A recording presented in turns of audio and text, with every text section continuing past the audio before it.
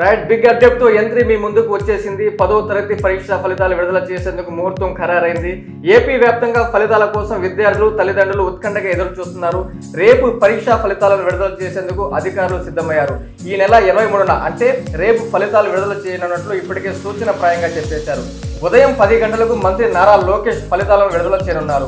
ఈ ఏడాది రాష్ట్ర వ్యాప్తంగా పబ్లిక్ పరీక్షలకు 6,19,275 మంది విద్యార్థులు హాజరయ్యారు.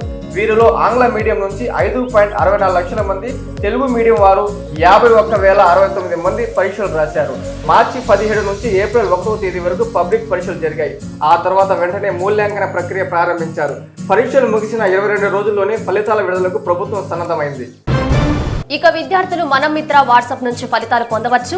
9553000009 నంబర్కు హాయ్ అని మెసేజ్ పంపి ఆ తర్వాత విద్యాసేవలను ఎంచుకొని ఆపై ఎస్ఎస్సి పబ్లిక్ పరీక్షల ఫలితాలను ఎంచుకోవాలి. అనంతరం వారి రోల్ నంబర్ను నమోదు చేయడం ద్వారా ఫలితాల PDF కాపీని పొందవచ్చు.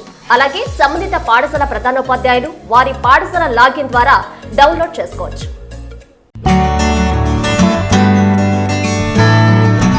వెంకటగిరిలోని మన చైత్ర హాస్పిటల్ నందు అత్యాధునిక వైద్య పరికరాలతో చిన్నపిల్లలకు మెరుగైన వైద్య సేవలు, పెద్దలకు థైరాయిడ్, అధిక రక్తపోటు, మధుమేహం, విష జ్వరాలు, సాధారణ ఆడవారి సమస్యలకు ఆధునిక వైద్యం అందుబాటులో కలదు.